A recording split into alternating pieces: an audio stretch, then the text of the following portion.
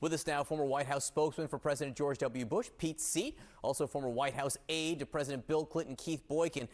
Pete, Donald Trump doesn't like to lose money, but what are the politics surrounding it today? What do you think, how would you think it will be viewed if his bank accounts are suddenly frozen?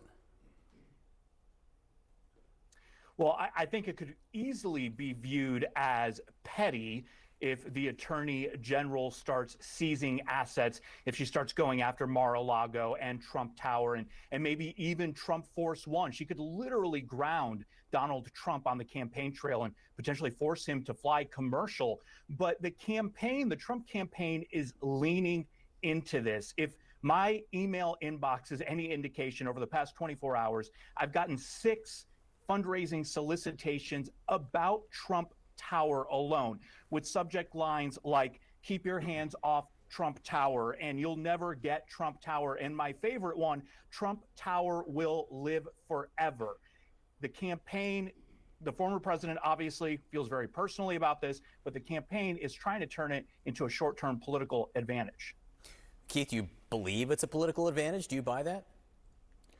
Well, yeah, of course, it is a political advantage for Donald Trump and his supporters, but for no one else in the conscious world is it a positive thing for a candidate for president of the United States to have a $500 million judgment against him that he can't pay, to be insulted publicly. People are calling him Don Corleone online, to have the idea that this guy has had his university shut down and fined, he's had his foundation shut down and fined, he's had his business convicted and of 17 felonies, his CFO incarcerated, he's had his lawyer in prison, and now here he is himself, after having 6 bankruptcies before he comes in office and 2 impeachments since he came in office. Now he has a $500 million judgment that he can't meet in court today. No one in the conscious world would take this seriously except for the people who live in the cult of Donald Trump's world.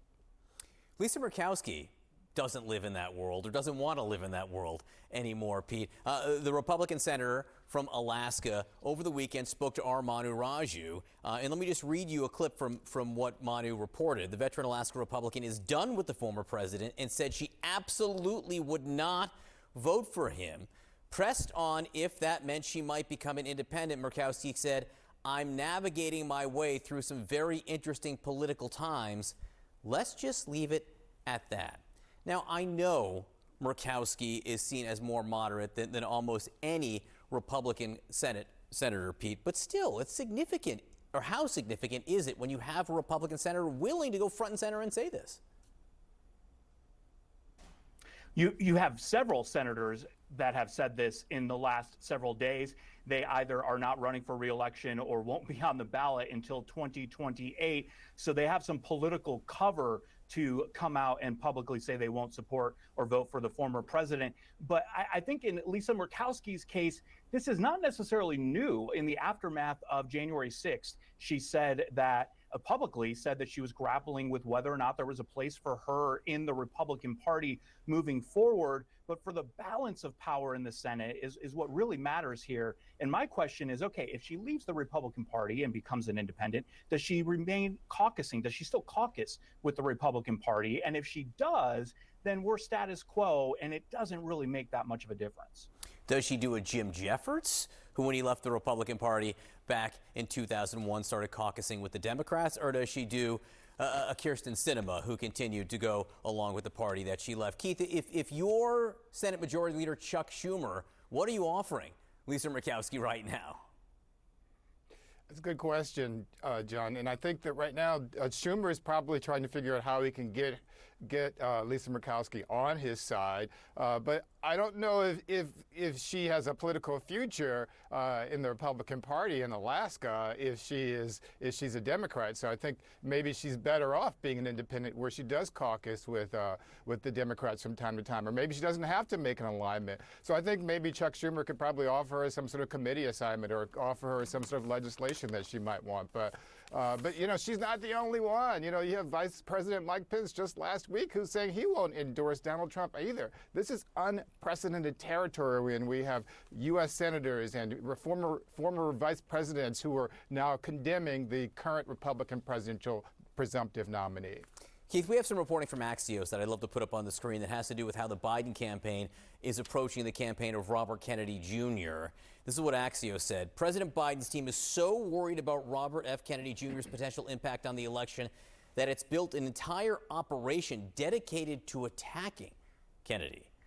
A, how concerned do you think the Biden campaign should be? And B, is attacking him the right way to handle it? That's a good question. I actually did not know about this until now, and so I have to say that I don't think it's a smart move to spend a lot of energy attacking Robert F. Kennedy Jr. I think he's probably a marginal candidate. I don't think he has a big impact on the election. I don't know if I've heard any Democrat who's seriously considering voting for RFK Jr. And I think the more he talks, the more people know about him, the less likely he becomes to be an appealing candidate for Democrats. So I think it's wise for them not to ignore this threat, but I wouldn't take it so seriously that they begin attacking him. Well, first of all, I like the fact that we're giving you new information. That's what we're here for. Pete, what do you think about this? Well, I think the Biden campaign is seeing threats from a lot of different directions. You know, there's reporting that they might start moving to Florida to try and capture that state because they're seeing battleground states like Michigan go Donald Trump's way. So they have to expand the map for Biden to win as it stands today. But when you have an election that's going to be as close as we expect this election to be, even a handful of votes going to RFK Jr. could make the difference. So they have to look at this very, very seriously. Yeah, look, he's pulling in Ross Perot territory right now, not Jill Stein territory. I mean, we're talking about hundreds of thousands of votes, not single thousands. So that's what makes it potentially dangerous for the Biden campaign. Pete C., Keith Boykin, thank you both. Great to see you.